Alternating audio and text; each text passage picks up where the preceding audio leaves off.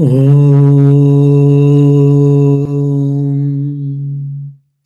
स्थापकाय च धर्मस्य सर्वधर्मस्वरूपिणे अवतारवरिष्ठाय रामकृष्णाय ते नमः. Dear devotees, compassionate Sri Ramakrishna. We had seen few incidents and also a background regarding the compassion. In the previous class, I did explain the compassion of the Lord and the compassion of the human being. It makes a lot of difference. Many times when we show compassion, when we express our fellow feeling, if not all times, many times, it includes lot of calculations, our own self-vested interests, our own selfish interests. But with respect to God, nothing is there. It is universal, it is unselfish, it is unbiased. So God's love and God's compassion is universal, it is unbiased, and it is purest, you can see in the purest form. The automatical, obvious question will come to many of us, and many people do ask, Swami, if the God has created this world, and if the God is so all merciful, then why we are seeing so much misery in this world? Why is he not stopping? Why did he create such a world which is full of problems and miseries? The same question was asked to Sri Ramakrishna also. Sri Ramakrishna told, who are you? The devotee from the Advaita point of view, he said, I am the self, I am the consciousness. So when you are the self and when you are the consciousness, where is the suffering?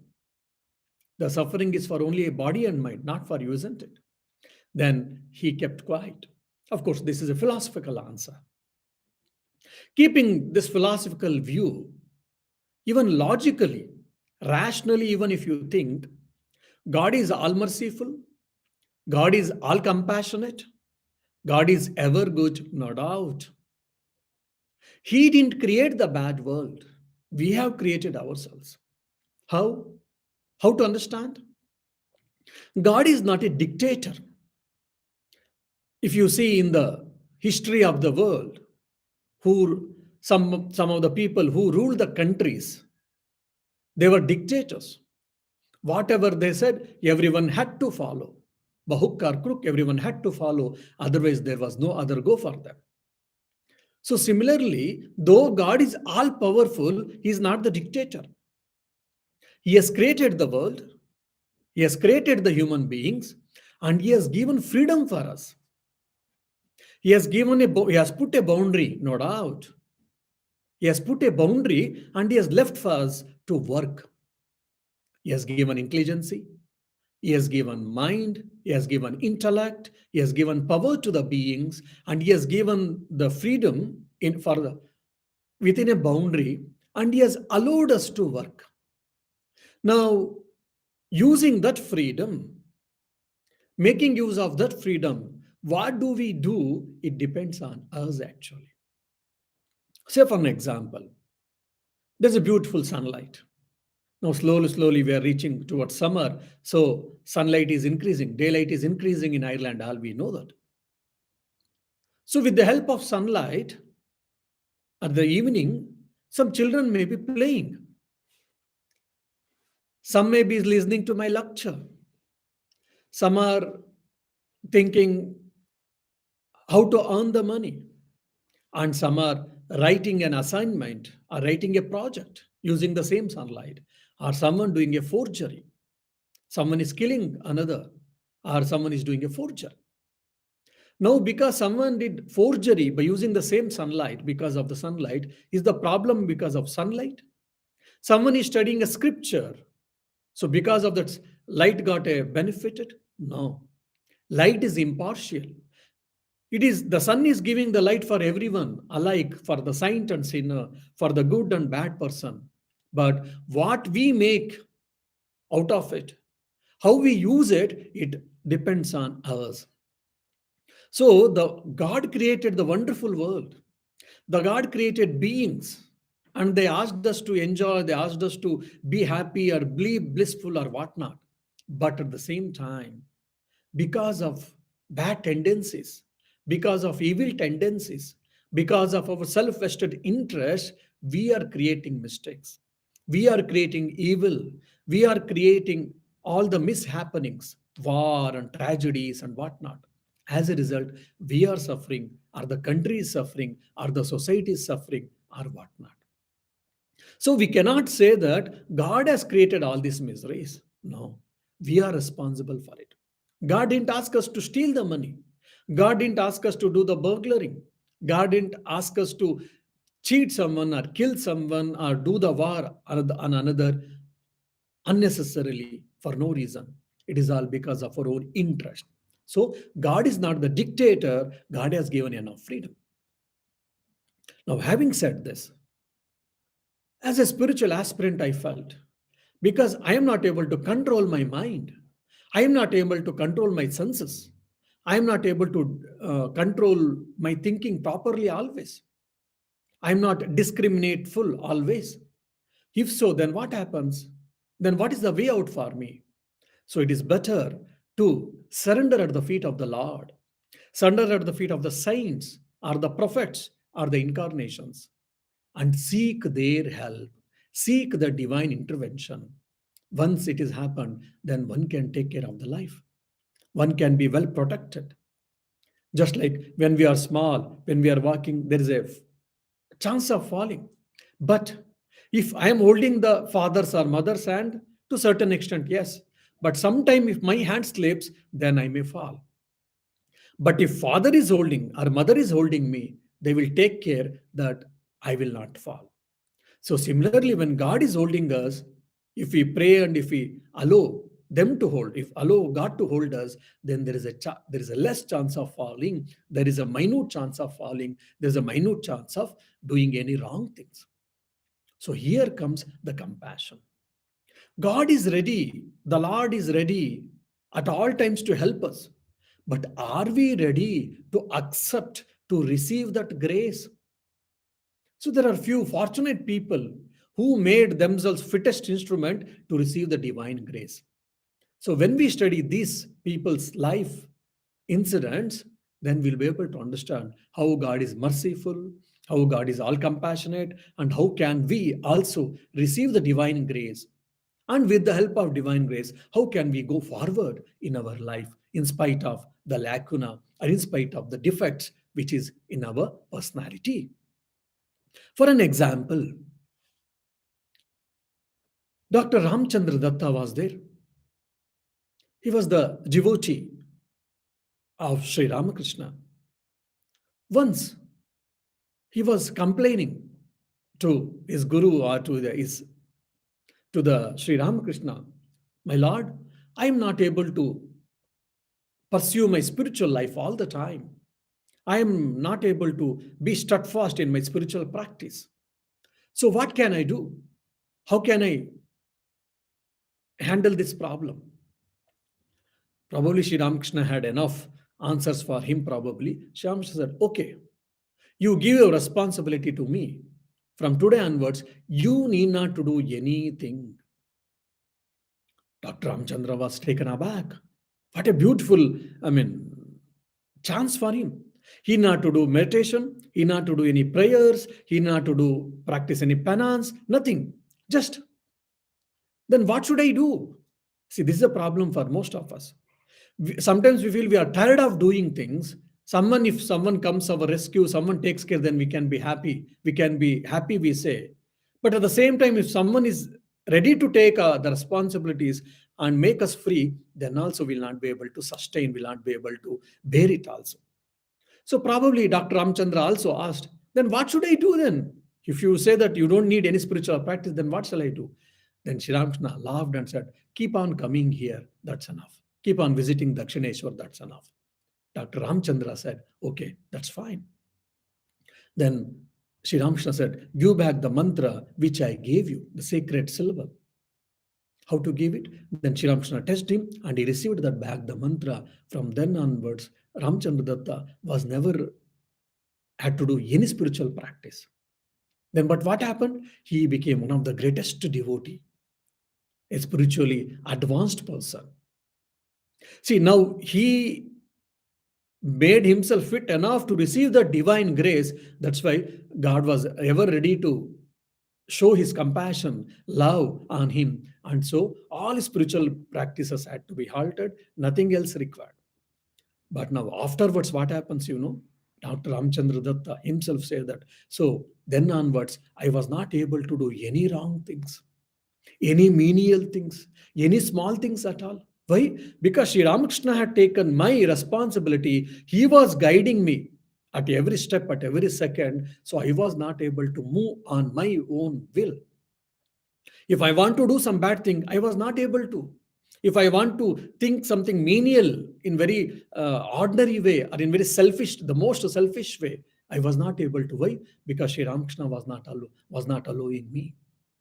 So many times we feel a spiritual aspirant, oh, if God takes care of me, if God gives His grace, then my spiritual practice will become better. My meditation becomes better. My japam becomes better. My quality of spiritual life becomes better. Or if He helps me, probably I can get good riches. All such type of things we think. So, but God is ever ready to help us. But are we ready to receive His divine grace? Are we ready to make use of it properly? That's what matters between a common person and a really fit spiritual aspirant or a fit aspirant. Dr. Ramchandra Datta was fit aspirant, so he made use of it. Similarly, one more devotee, Girish Chandra Ghosh. Again, he had been to prostitute house, he was a Chinese drinker, and he himself says, so much I have consumed alcohol. The alcohol bottles, if I keep one above another, that it surpasses the Mount Everest. Means so much he has consumed the alcohol. But he was a great intellectual person. And he also abused Sri Ramakrishna sometimes because he was drunkard and he was not able to, he was unconscious what he's doing, and sometimes he abused Sri Ramakrishna with foul language and all. Even the devotees were annoyed, but Sri Ramakrishna accepted and he forgave. Then again, Girish Chandra Ghosh also, once he was telling that, what should I do? Sri Ramakrishna said, morning and evening, you try to do spiritual practice. But Girish Chandra Ghosh was sincere enough. In front of everyone, he told, I don't know in what time, what mood I will be there. I cannot promise. If I promise I have to do it, I can't promise. Then Sri Ramakrishna said, okay, at least you do one time, morning or evening. Girish Chandra Ghosh said, no, it is not possible for me. Then Sri Ramakrishna laughs and he tells, okay, at some point of time, whenever it is possible for you, you try to remember God. Girish Chandra Ghosh said, no, that is also not possible for me. Then Sri Ramakrishna said, okay, then you give your spiritual responsibility for me. I will take care. Girish Chandra Ghosh said, oh, it is a jackpot for me. Definitely. Why not?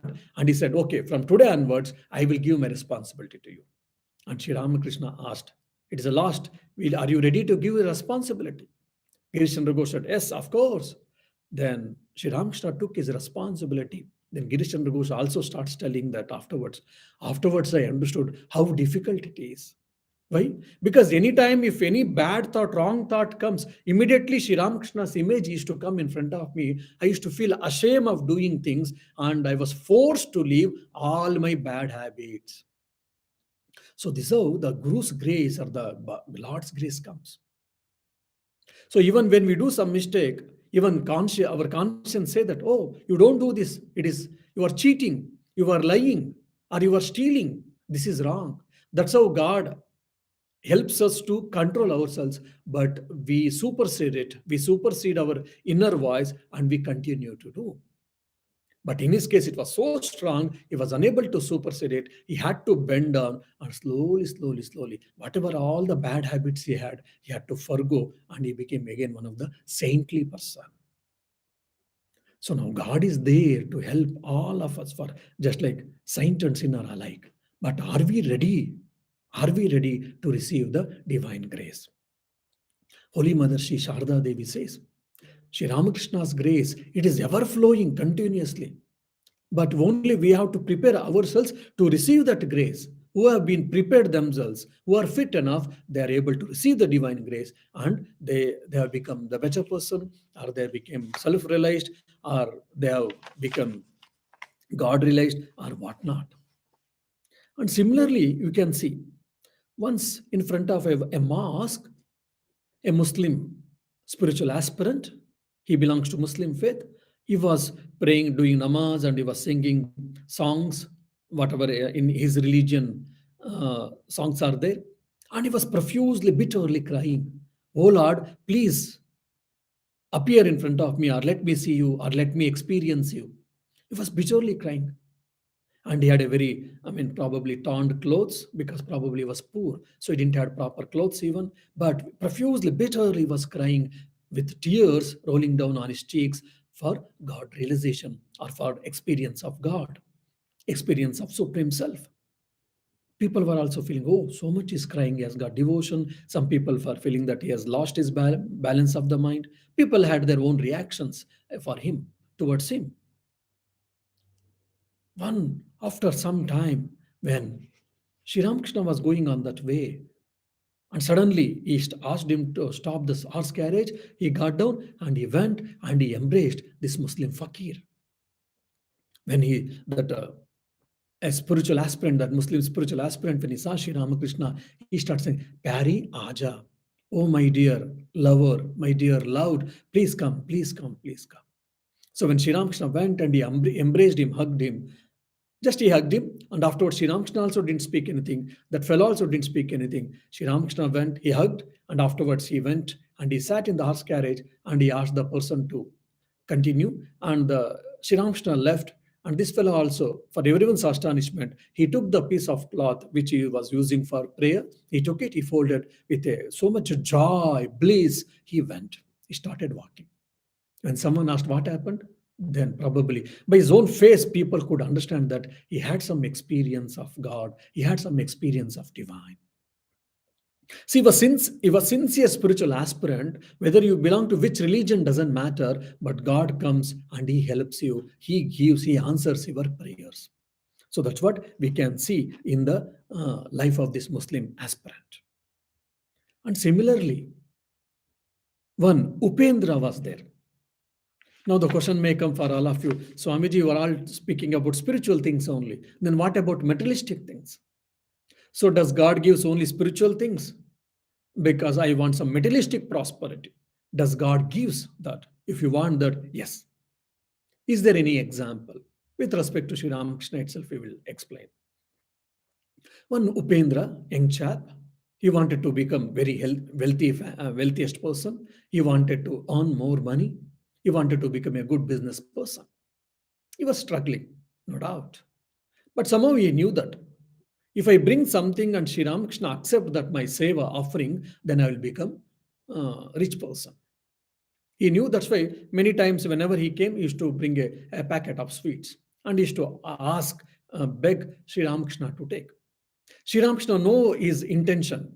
Sri Ramakrishna, by seeing a person, he used to scan and he used to know what he is and etc. So Sri Ramakrishna softly used to deny the sweets. It happened once, twice, thrice, probably, or 4 or 5 times. Upendra was feeling very bad. Then Upendra went and he expressed his agony with a devotee. Look, Sri Ramakrishna is not accepting my offerings. Why? Because he's accepting other people's offering many times, but not mine. Why? Then the devotee went on the behalf of this Upendra, young chap, and he went and he asked Sri Ramakrishna that why you are not accepting his offerings, his sweet offerings. Sri Ramakrishna said, oh, he has got a lot of worldly desires, selfish desires. He want to become a good rich person, wealthiest person. That's why he's bringing a sweet. That's why I'm not accepting. Then the devotee said, what is the wrong in that? You are not come only to give mukti or moksha. The devotee, whatever he wants, you are supposed to give, isn't it? So then what is the problem? Why don't you give? Then Sri Ramakrishna understands and feels that, yes, you are right. Then when next time this Upendra brought the packet of sweets, Sri Ramakrishna took a small piece of one sweet. In no time, Upendra got richer, so much rich. He became so much rich, one of the wealthiest man in the Calcutta. Then he became. So that's what the divine grace, our Guru's grace, the grace of the saint can help us either in the materialistic life or in the spiritual life also. So, like this, and there are n number of incidents we can see in everyone's life, like in every prophet, every incarnation, every saint's life. The same thing with Naren, the illustrious disciple of Swami Vivekananda. When he came, we were struggling with the spirituality. He wanted to see the divine, he wanted to see the experience the God, all these things. And he had his own very strong feelings, very strong likes and dislikes, strong opinions. But when he came into contact with Sri Ramakrishna, slowly, Sri Ramakrishna tamed him, Sri Ramakrishna guided him against his will sometimes, but he brought into the line so that then whatever today we see Swami Vivekananda, that was because of his Guru's grace. That is Sri Ramakrishna's grace. Swami Vivekananda turned into spiritual dynamo or Vedantic dynamo. Once there a funny incident. A devotee called by Kalipadugosh. He was traveling along with Sri Ramakrishna in a boat. Whoever has seen Calcutta, you can imagine there's a huge Ganges river. 80% of the river goes to the Bangladesh at some point of time, and only 20% of the water, almost, it comes near Calcutta. But still, it is so wide, no doubt. I think the width of the Ganges itself is probably a kilometer or half a kilometer. Such a wide river. So Sri Ramakrishna and this Kalipadugosh devotee, both of them were going in the boat. The boat had gone in the middle of the Ganges River, which is wide of a kilometer probably. This Kalipadugosh suddenly he got and he fell at the feet of Sri Ramakrishna and he started asking Sri Ramakrishna, please, you should give me a word. Are? Just now, till now, you were okay. What happened all of a sudden? Why are you holding my feet and you were asking that you should give me a word? And don't do all these things, because if there is imbalance, the boat can become upside down. Kalipata Ghosh was not in a mood to listen. He said, no, you have to promise me. Sri Ramakrishna asked, okay, what promise you want? You should promise that I've heard during my death or during one's death, everything will become mostly, it is a dark and we'll not be able to see any path. Everything will be dark. We'll get fearful, and we'll be struggling, etc., etc. So during the time of my death, you should come. In one hand, you should hold me. In one hand, you should hold the lantern, so that both of us will be able to see the path, and you should lead me. See, what a very unique type of desire. And God has got prophets and incarnations have got so many types of devotees. So here also, for Sri Ramakrishna is demanding. One is that at the time of death, you should come. Not only that, you should hold my hand in one. You have got both hands. One hand you should hold me, and in one hand you should hold the lantern, lamp, and you should show me the way. Sri Ramakrishna, he didn't say anything, and Kalipadugosh, with the tears rolling down, with the tears, he washed the feet of Sri Ramakrishna and he started asking time and again, you should promise me, you should promise me. Then Sri Ramakrishna said, all right. Then Kalipadugosh, then he took his blessings and then again he sat in normal face. But again, the experience at the time of the death, Kalipadugosh had the vision of Sri Ramakrishna, and with Sri Ramakrishna's vision, darshan, he left his mortal coil. That means what? He's a realized person, or he got liberated person. So, giving this incident, when we were young, when we joined the monastery, so some senior sadhus had told us, senior monks, look, if you want peace, go and disturb his peace. Means you should go and pray for him. You should plead for his grace. You should go and pray for him. Then definitely the grace follows. Now the question may come to us. So if I pray only, will I get a grace? Otherwise, will not I get the grace? Then, so God is also partial or calculative, isn't it? So God is also expecting something from us, isn't it? This question may come, or it should come. No. So by praying, what happens? Our mind becomes softened. Our obstacles will be removed, can be removed, and we become fittest instruments to receive the divine grace. There's a funny story actually. Once, a devotee who was always praying every day used to get up, finish his ablutions, and not a single day without fail used to worship the Lord. Once there was a heavy rain in his village. Slowly, village started getting flooded with the water. It started increasing by 1 feet, 2 feet, 3 feet. People started getting panic. Some left, some got immersed, and some people went to the top and whatnot. He was a great devotee. He said, Lord, I'm a great devotee from my birth, or from my, as I remember, as my memory goes, from the day when I am worshipping you, you should protect me. You should save me. Otherwise, there is no fun in worshipping you. Because in Gita yourself you have told, Name Bhakta Pranashati. My devotee will never perish.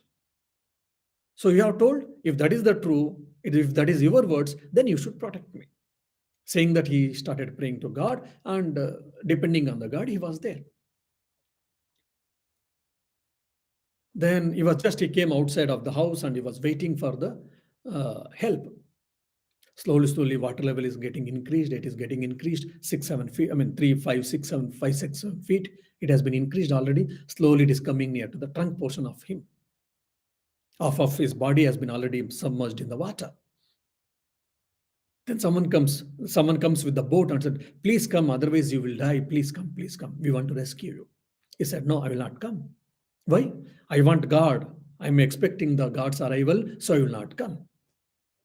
Then that fellow said, you are a madcap. What can I do? All the best. Saying that fellow, whoever were others had to be rescued, they rescued them and they left. After some time, oh God, I'm your greatest devotee. How can you leave me like this? What will happen to you? People will not pray in henceforth. So please, you should protect me. Please, you should protect me. He continued his prayer. Again, helicopter comes. And by seeing this fellow, he throws the rope and he said, please come, we will rescue you. This fellow said, no, I'm the greatest devotee. I want Lord to come here. I'm expecting the God's arrival. No thanks. Then the helicopter said, all the best. Said that he left. But slowly again, because of the rains, the water level increased. He got drowned. He never knew swimming. He got drowned and he died. And now he went to heaven. After the death in the subtle body, he went to the heaven. In the heaven, he was so angry and he was so furious, the devotee. He said, my Lord, from my childhood till yesterday or today, I was praying you every day without fail. And I was expecting you to come, and I was expecting you that you will come and rescue me. But you never maintained your word. You are the liar. How can you do this? Then why should I worship you? All these things he started, probably scolding the Lord himself, out of love and out of anger also, or out of pain also. The Lord was smiling, just he listened.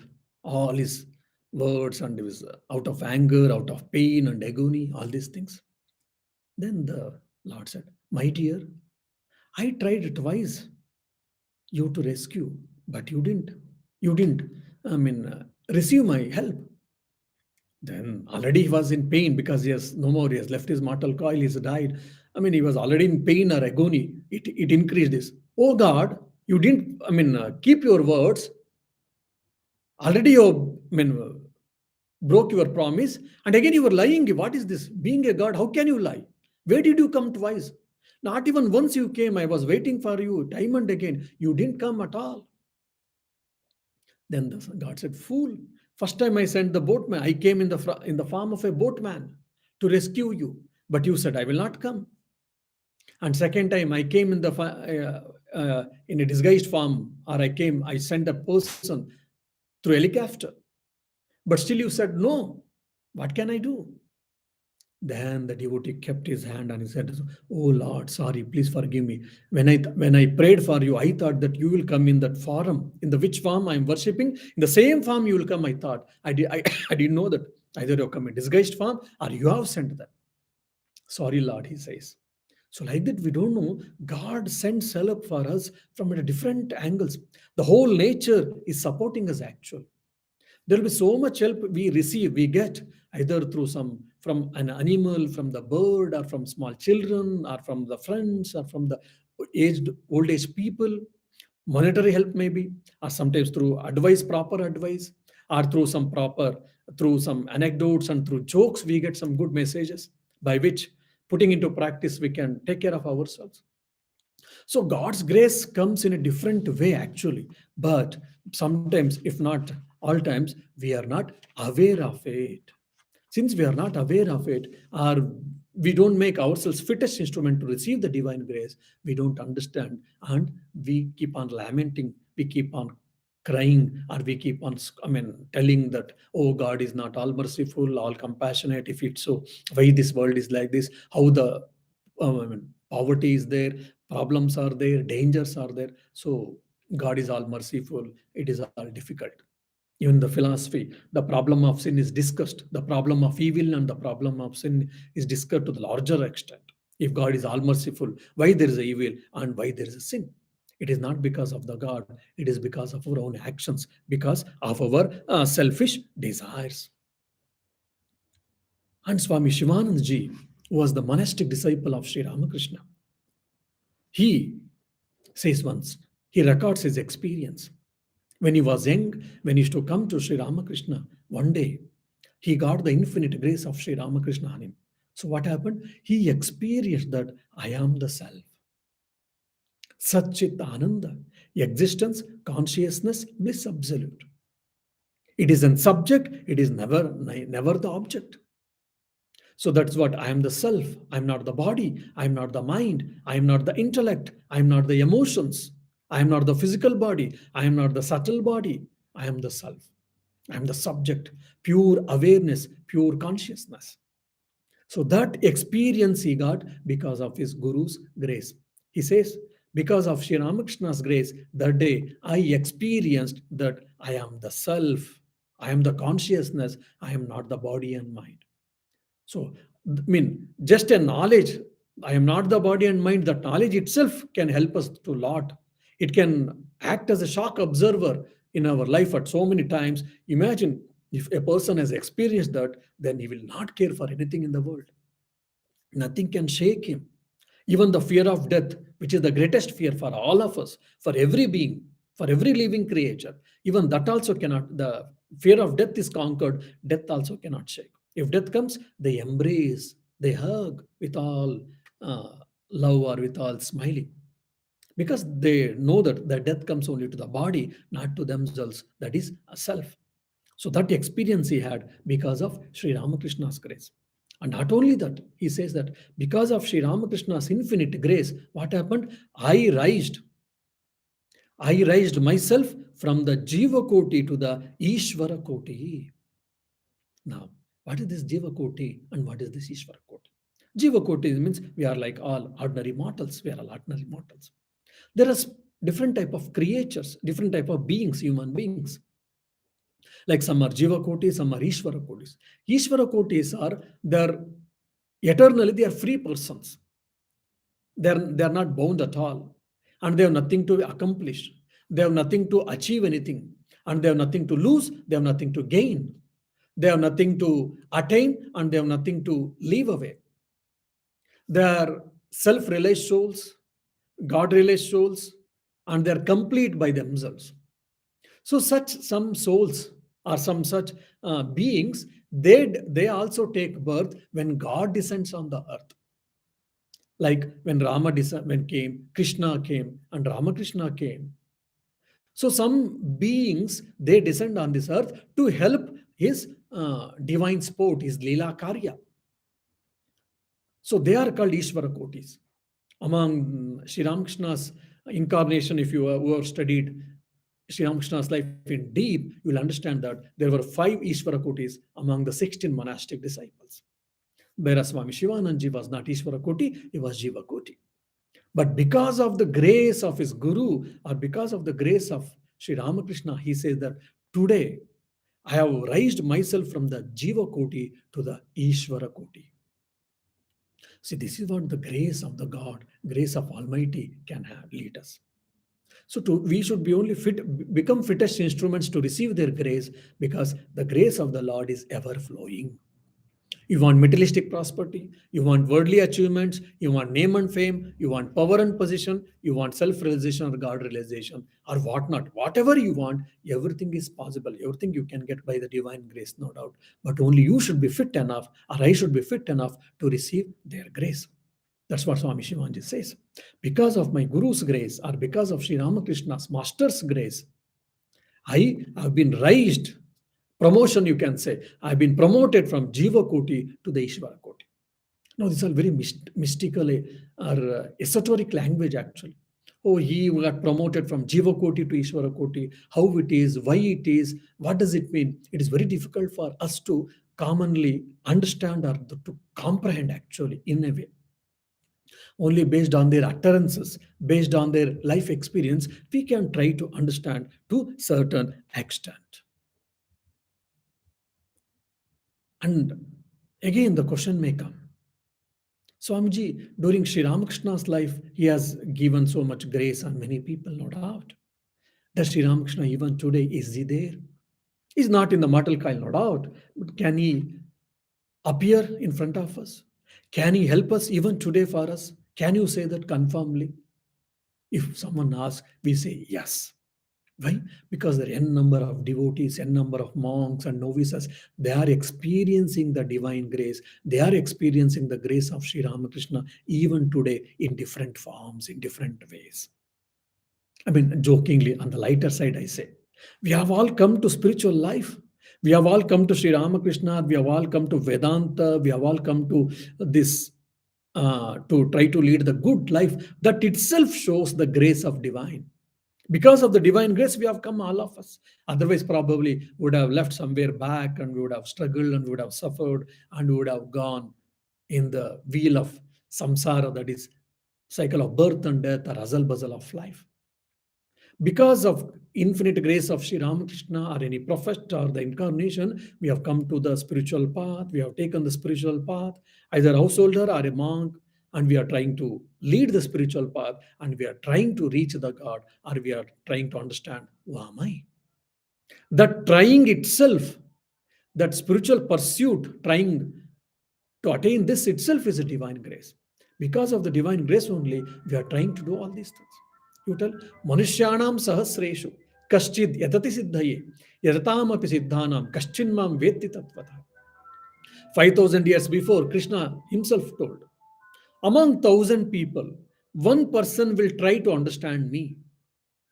And among the people who are trying to understand me, among them, thousands of people, one will be successful person to understand, to reach me. So spiritual path, treading spiritual path, traveling the spiritual path is rare indeed. Most of us, we don't want. Many of us, we don't want. You see in the world, how many are interested in these things? They are experiencing problems, they are experiencing struggles, no doubt, but still the ultimate solution is there in the spirituality, in the God's teachings, in the prophet's teachings. But we are not able to. Why? Because they are not capable enough to take it, comprehend it, accept it, and put into practice. Isn't it? If some of us we have come here, that itself shows, that itself is the testimony for the divine grace. Everyone doesn't listen to the lectures, spiritual lectures, Vedantic lectures. Everyone doesn't come to interested in all these things. Only few people are interested. Why? Because of the divine grace and the self effort also. And what is the test that I am getting the divine grace? Swami Akhandanandji, one of the again apostle of Sri Ramakrishna, he says, when we were in the company of Sri Ramakrishna, not a single day we felt morose. We felt unhappy. We felt sorrowful. See, this is the efficacy of the holy company, efficacy of the divine company, efficacy of the company of the Lord, either at the physical level or at the even the mental or intellectual level or the thought level also. Because they were in the company of Sri Ramakrishna, it was not that there were no problems for them, there were no challenges for them, there were no difficulties at all. No, but still, all of them were coming and going. They were able to face, they were able to solve, probably they were able to experience and suffer or whatnot, but they were happy, they were blissful. By getting divine grace, what happens? World will not change. Again and again, I keep on telling this. People may not change.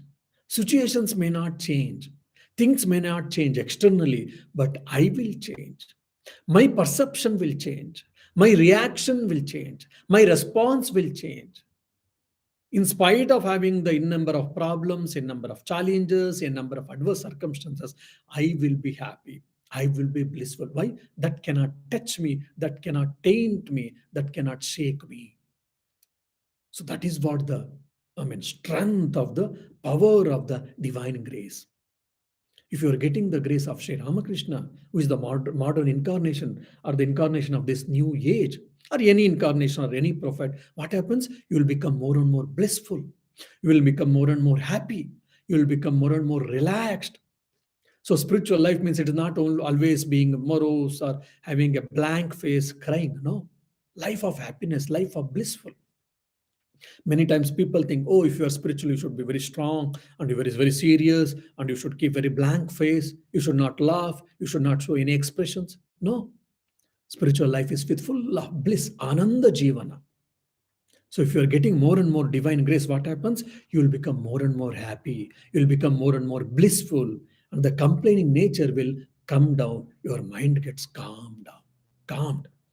Isn't it what a wonderful sight that is? What a wonderful experience. Just imagine such a beautiful, it brings so nice feeling for all of us. So if we get the God is always compassion, no doubt. Only we have to make ourselves fit so that what happens once you receive the divine grace, what happens? You will be blissful at all times. You will be happy at all times. Problems will come and go, no doubt. Challenges will come and go, no doubt. But that doesn't leave for long. That doesn't affect you to the larger extent, to the longer extent. You will be the happiest person. So once you are getting the compassion of the Lord, what happens? Because when Lord is holding you, then there is nothing to fear. If you see all the greatest devotees, they had to face a lot of problems more than us, lot of adverse circumstances more than us, but still they were able to cross over all that and they became successful. They reached the final goal. How?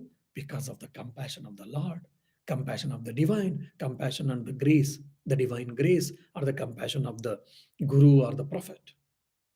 So once we are also bound to reach that final destination and to be blissful and to be happy. May Sri Ramakrishna bless all of us.